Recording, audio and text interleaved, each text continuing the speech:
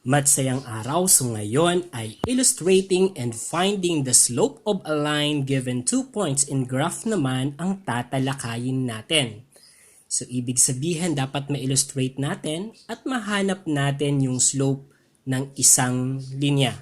Okay, so una dapat ay malaman natin yung symbol ng slope na ginagamit ay yung maliit na m. So yan. So slope, it means that is the rise over the run kapag nakita natin yung graph ng line. And then, ibig sabihin ng rise natin, that is the change in y values. So, ibig sabihin, difference. Ima-minus natin ang y values ng dalawang given points. And then, over the change in x values, that is the difference naman ng x values ng two given points ng ating line. In formula, we have this. So y sub 2 minus y sub 1 all over x sub 2 minus x of 1. So that is the slope. And then another one that can describe the slope, it is the ratio of the rise over the run. Rise over the run. It also tells us how steep the line is. So ibig sabihin parang sinusukat natin kung gaano ka-steep yung line. So, that is about the slope. Since illustrating and finding the slope of a line tayo, so gumawa tayo ng lines dito sa ating Cartesian coordinate plane or rectangular coordinate system. Ano po? So, let us connect. Let's say we have this point. Okay. So, this point and then this point. So, ang magagawa natin dyan ay vertical line. Okay, so, connecting those 2 points, we have this line. Okay, ano kaya ang slope niyan? Aside from that, we could also have this kind of line. Okay. So, connecting this point and then this point, we could have this line. Okay, ito naman ay isang horizontal line. And then, we could also have this kind of line. So, I will connect this point and then this point. So, pag kinonect ko yung dalawang points na yan, I could have or we could have this line. So, etong line na to ay slant line and it is going up to the right. And then, posible din na ang line na ma-encounter natin ay, let's say we have this point and then this point. Connecting those 2 points. Okay, so eto tayo. Okay, so we could have this line. Okay, so may 4 na klaseng lines tayo na na-witness. Isa ay vertical line. Pangalawa, horizontal line. We have a line going up to the right and a line going down to the right. So slant line going to the right, slant line going to the left. Going down. Ano po? So, yan. So, 4. So, paano natin kukunin ang slope niya? Okay. So, yan ang tatalakayin natin. Okay. So, tignan natin. Talakayin natin etong unang line which is the vertical line. So, gamit etong concept about rise over run. So, titignan natin kung ilang run. So, from this point, going to this point, ilan ang rise niya? So, ang rise niya from this point, 1, 2, 3, 4, 5, 6, 7, 8 units. Again, from this point, we have 1, 2, 3, 4, 5, 6, 7, 8 units. So, 8 ang rise natin. Ang run naman, so from this point, hindi na nag-move, no? So, ibig sabihin, ang run natin ay 0. So, in this case, 8 divided by 0, that is undefined. At pag undefined, it means that is no slope. So the point has no slope. Okay, tignan natin kapag ginamitan natin ng formula. So sa graph pa lang, pwede na nating ma-identify yung slope, no? So kapag vertical line, so undefined, no slope siya. So gamitan natin ng computation kung ganyan din ba ang lalabas. So para gamitan natin ng computation, so let us give the coordinates of the 2 points na ginamit natin kanina. So etong points na to, ang coordinates niya ay -7. So titignan dito sa x-axis ang una, so -7. Ang susunod na number naman ay kay y-axis, -3. Okay, etong isa naman, we have -7 and then +5. Okay, so let us use that one. So mag-assign tayo. So sabihin natin na ito ang x of 1, y of 1 natin. Ito naman ang x of 2, y of 2 natin.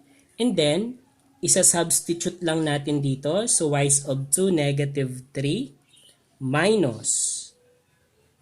Okay, y of 1 ay 5. Okay, all over, ang x of 2 ay -7 minus ang x of 1 natin ay -7 din. Okay, so -3 minus 5, ang rule natin ay change the sign of the subtrahend then proceed to addition. So ito ang subtrahend natin, positive siya, magiging negative. Ito yung operation, so change the sign of the subtrahend then proceed to addition, so magiging plus. And then we have -3. So ganun din sa denominator, so si -7 magiging +7. Etong operation magiging addition and then just copy the minuend, -7. Okay? Then next ay, so -3 plus -5, so addition na yung operation natin, like signs naman sila. So in this case, apply the rule of addition of integers, like signs, ang gagawin, so add the absolute value. So -3, -5, ang absolute value niya ay 3 and 5. So 3 plus 5, 8. And then ang signs ay -3 and -3, that is -8. Ano po? So -8. Okay, over. So -7 plus 7, dito naman unlike sign. So kapag unlike sign, ang ina-add natin, isusubtract ang absolute value. So pag sinubtract natin yan, 7 minus 7, that is 0. -8 over 0 is equal to undefined. So kapag ang denominator ay 0, that is undefined. So that is no slope. Ayan. So ano ang ibig sabihin? Kapag ang line natin, mga anak, ay vertical line, it has undefined slope, undefined solution, and then no slope ang vertical lines natin. So lahat yan. So paano natin siya makikita? Kapag ang x ay pareho, kapag pareho yan, ibig sabihin, it has no slope, it has undefined solution. Okay? Okay, next naman tayo. Tignan naman natin kapag etong vertical line. So, ito yung vertical lines natin. So, about the graph, we have rise over run. Okay. From this point, may rise ba siya? Umakyat ba? So, kung titignan natin, wala, no? So, ang rise niya ay 0.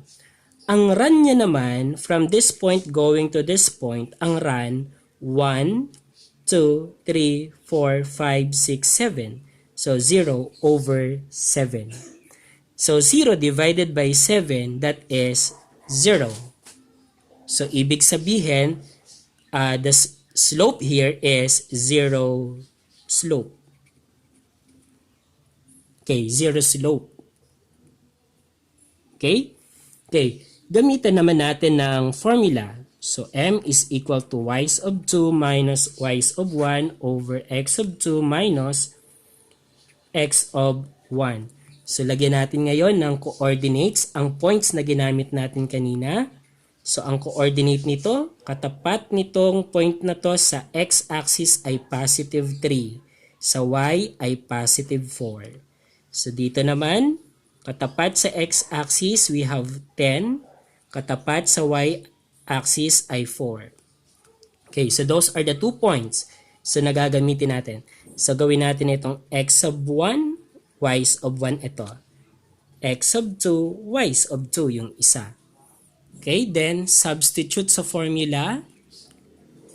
Ang y sub 2 ay 4 minus ang y sub 1 ay 4. Okay, ang denominator naman x sub 2 10 minus ang x sub 1 ay 3. And then solve 4 minus 4, that is 0. 10 minus 3, that is 7. Okay, 0 divided by 7, that is 0. So, ibig sabihin, 0 slope. Okay, 0 slope kapag mga horizontal lines ang involved naman. Ano po? Okay, so paano natin malalaman kung yan ay horizontal line? So titignan natin si y values ng dalawang lines. So mapapansin mo ang y values niya ay pareho. Ano po? So pareho, kapag pareho ang y values, ibig sabihin that is a horizontal line and the slope is 0. Okay. Next ay punta naman tayo dito kay so we have this line. Okay, so etong line na to, so a slant line going up to the right. Okay, so tignan natin. So gamit ang formula na rise over run. So let us count.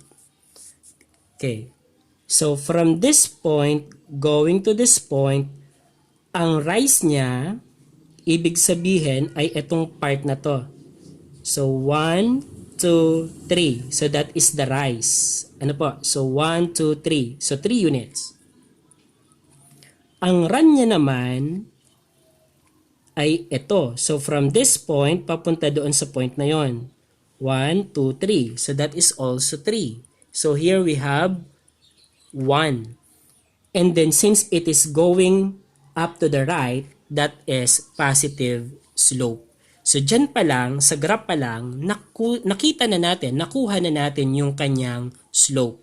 Kaya gamitan natin ang formula kung talagang positive 1 nga ba ang lalabas. So, here, we have y sub 2 minus y sub 1 over x sub 2 minus x of 1. Okay? So, ano ang coordinate ng point na to? So, katapat kay x-axis, negative 4, kay y-axis, negative 2. Ito naman, we have negative 1 ang katapat kay x-axis, kay y naman ay positive 1. Okay? Okay, so let us now, assign na natin, ito ang gawin nating x of 1, y of 1, x of 2, y of 2.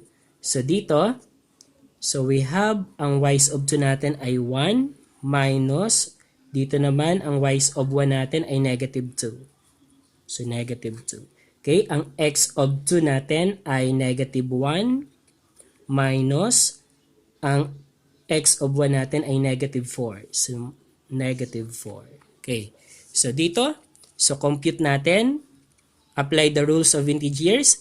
So, change the sign of the subtrahend, yung negative 2 magiging positive 2. Proceed to addition, magiging addition na. So, we have 1 plus 2 na. Sa denominator, ganun din. Magiging so, negative 4, magiging positive 4. Yung operation magiging add. And then, we have negative 1. And then, simplify. 1 plus 2, that is 3. And then here, negative 1 plus 4. Unlike sign subtract, so 4 minus 1, 3. And then, honor the sign of the number with higher absolute value. 4 is the number with higher absolute value that is positive, therefore this is positive. And then solve 3 divided by 3, that is 1, and it is positive because they are both positive. So 1, 1. Ayan, so gumamit tayo ng computation. Dito gumamit tayo ng counting lang ng rise and run. And then the concept na positive siya kasi going to the right ang line natin. Going up to the right. Okay? So, kapag slant line going up to the right ay positive ang slope niya pero hindi pare-pareho na 1 lang ang slope. So, depende po. Ano po? So, depende. Okay. So, depende sa line. Okay. So, ang pare-pareho lang siya, positive. So, positive ang slope niya. Okay. Next naman, we have the fourth lines. Okay. Ang fourth lines natin ay slant line going down to the right. So, eto. So, pababa siya.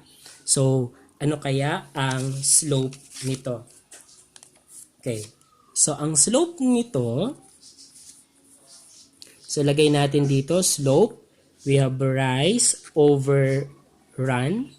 So, kapag rise over run, okay, so from this point, we have 1, 2, 3. Ano po? So, ibig sabihin, ang rise natin ay 3 units. Ang run naman natin, kung titignan natin, so the distance ng x-axis natin, so ito naman yon. So, 1, 2, 3, 4. So, 4. And then, since ang line ay going down to the right, it means negative ang slope. So, ang slope nito ay negative 3/4. So, simplified na ang 3/4. Wala nang number na pwede pang makapag-divide sa kanya maliban sa 1. So, ibig sabihin, yan na ang slope natin. Okay, ngayon naman ay gamitan natin ng formula. Okay, so gamitan natin ng formula. So, m is equal to y sub 2 minus y sub 1 over x sub 2 minus x of 1. X of x of 1. Okay, so here, let us determine first the coordinates. Etong point na to, katapat kay x-axis 7, kay y naman ay negative 2. Okay, next, etong point naman na to, katapat kay x-axis 3, kay y ay positive 1. Okay. Then, assign tayo. Ito si x of 1, ito si y sub 1. Ito si x of 2, ito si y of 2. So then, substitute y of 2, 1 minus y of 1, negative 2. Okay, over x of 2, 3 minus x of 1 ay 7. Okay, then solve. So 1 minus negative 2, change the sign of the subtrahend, magiging positive. Then operation magiging addition, then plus 1. Then dito naman, ganun din. So change the sign of the subtrahend, ito magiging negative 7. Si operation magiging addition. And then just copy the minuend. Okay, so here we have 1 plus 2, that is 3. Then 3 plus negative 7. Unlike sign, subtract. So 7 minus 3, that is 4. And then the number with higher absolute value is negative 7, that is negative. Therefore, 4 must be negative. So this is now the slope. Okay, so that is negative 3/4. Okay. So kung titignan natin, same yung nakuha natin doon sa pagbilang lang ng rise and run, and then the concept na kapag going down to the right ang slant line, that is negative. So dito, so by computation, so we have negative 3/4. So same siya doon. Okay, so ang tatandaan natin, kapag ang line ay going down to the right, it has negative slope always. Ano po? And then, magkakaroon na lang sila ng changes dito sa number. But, lahat yon ay negative. Ano po? So, magiging negative ang slope niya. So, negative slope. Okay? So, let us recap. Okay. So, eto kapag vertical line, eto ay undefined, means no slope. Horizontal, Ibig sabihin, ito ay may 0, okay, 0 slope. And then, ito naman, so slant line going up to the right. So, ito ay positive, okay, positive slope. And then, slant line going down to the right, that it has negative slope. Okay, so sa pagkuha ng slope, so pwedeng bilangin natin si rise and run, rise over run. So pwede rin naman gamitin ng formula na y sub 2 minus y sub 1 over x sub 2 minus x of 1. So sana'y natutunan at ma-apply natin sa pagsagot ng inyong module. Salamat!